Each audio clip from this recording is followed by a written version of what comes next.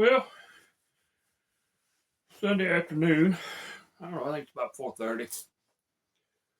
I didn't muzzleloader hunt today. I had to went to church with my wife. And, I didn't want to get out there and shoot something first thing this morning and have to deal with that. So,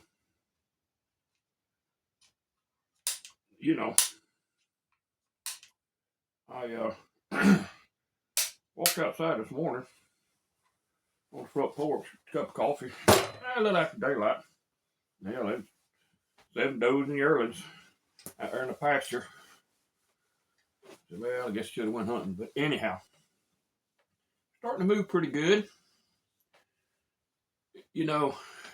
My area that I live in, my rut is crazy.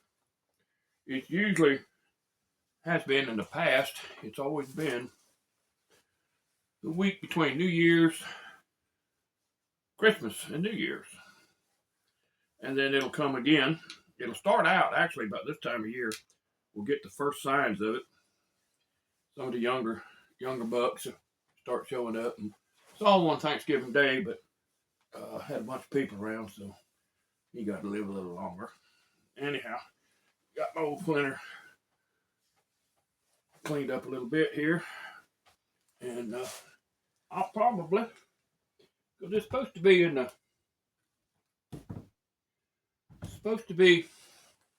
I think they said the low 40s in the morning. So, yeah, what the heck, I'll go sit down there in the woods and see what happens. But get my gear ready. I got my crossbow. My son had some 100 grain heads they weren't real long. They're kind of squatty, and they're inch and an eighth, maybe inch and 3/16, wide 3-bladed heads. But they're only 100 grains. But it 20 yards. I missed the hole that the field tip made by 1/4 inch. So I think that's the head I'm going to use. The only problem that I had out of the deal, it went through the first target, went through the second target, and it's gone. Arrow, broadhead, lighted knot, the whole 9 yards. So I looked and looked and looked, couldn't find it, but I'll go out tonight a little bit after dark. Maybe I'll see that knot shining and I'll retrieve it. But if I don't, well, what the hell. But, I got my backpack ready. Got most of my gear in there. My back cushion, my blind to cover up my legs. Got my kill suit in there for my camouflage, my ghillie suit on the ground. I'll get to try out this new seat I bought. Now this seat, it's a tree seat, is what it is. And it sits pretty good. I haven't got to hunt out of it yet, but I'm going to this Saturday. I'm going to go bow hunting. But there's your back. And what it does, you put it on a tree. This bottom part goes around the tree. It's got a adjustable buckle, and you tighten it up. And then this part goes around, comes back through, and hooks right here. That's pretty good. It's wide, my old big butt, It's the bear steel guy. What does that say? The Stocklin? Stolek, the Stocklin. I think that's how you say that. But dang thing don't weigh, but they don't weigh about 4 or 5 pounds. So that'd make it easy, to get in and out of the woods. But I'm anxious to see how that works. Because, I hunt out of a tree stand here on my property. But I tell you what, I got a Cadillac of a tree stand. And it's very rigid, very secure. And I feel safe in it. But I had to give up my little portable stands on the management areas, something you could really get back there. And because I just ain't safe in them no more. But that part acts as your strap, throw it over your shoulder, and away you go. So I don't know. We'll see what next Saturday brings, but I'm gonna muzzleloader hunt for a couple more days this week, and might get lucky. Might get lucky, but I told you I was gonna talk to you about the rut. Now here in Florida, we're divided in different zones.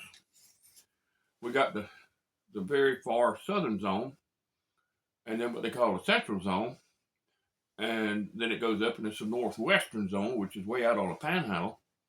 Now, for whatever reason,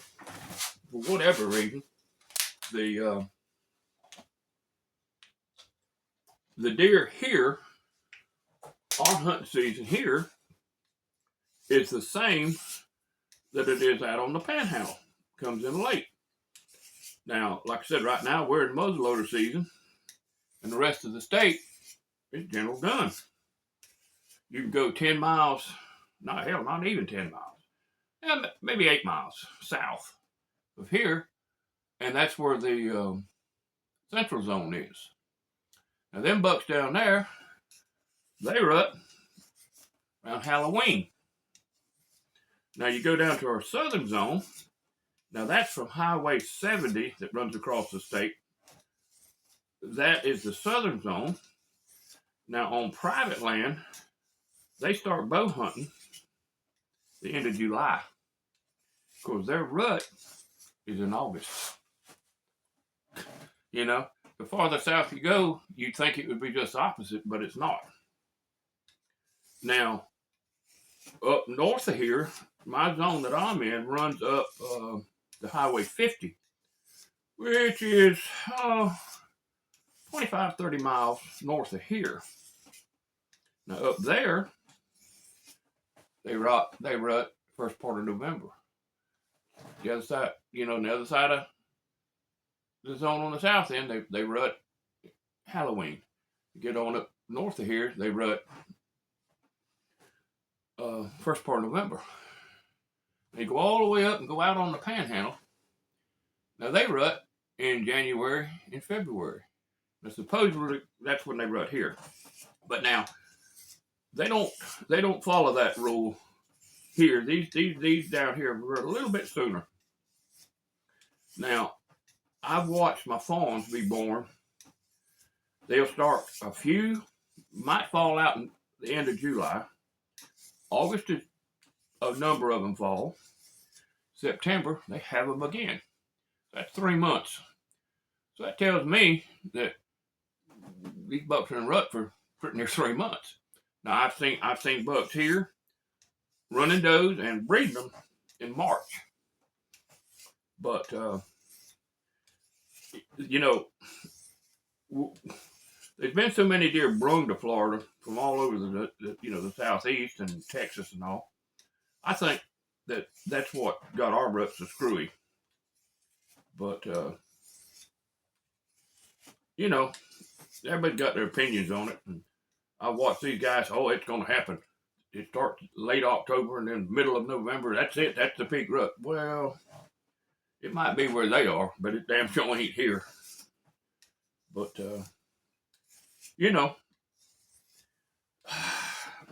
if you knew the answer to the rut, I guess you would be the greatest whitetail hunter there ever was.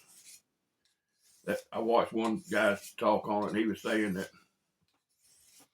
the fawns have to be born at the right time of the year to catch the right amount of feed in the summertime, so they could make it through the winter. And, well, that may all be true, but here in Florida, they got groceries year round. So, we have a long rut. All right, well, I'm gonna get this old case knife sharpened up, and y'all in the comments, tell me about where you are. Tell me what you think the rut is, and we'll talk more about it, because there's a lot more to that than what I talked on today. But I just want to touch it a little, get you interested, and like I said, get some more information from different areas, and I'll talk more about it, because I've hunted Southwest Georgia, East Alabama, South Carolina, of course, all over Florida, and it ain't the same. It don't happen on a certain date, and everywhere. It's all different. It's all different. But all right, this old Florida cracker. Y'all subscribe. Keep watching.